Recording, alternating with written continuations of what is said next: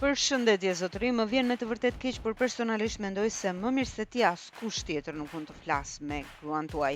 Përjashtoje veten, le ta zëm se nuk bëhet fjalë për ty. Por për hapësirën e fëmijëve, nuseve dhe djemve, a mendon zonja juaj?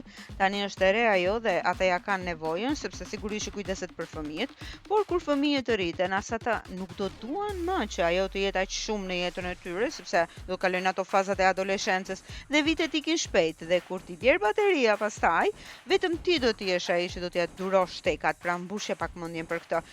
Është bërë pak si trend kjo ikja e gruas nga shtëpia se do shkojmë tek fëmijët, por ku shkoni gra? Kujt ja lini ata burra?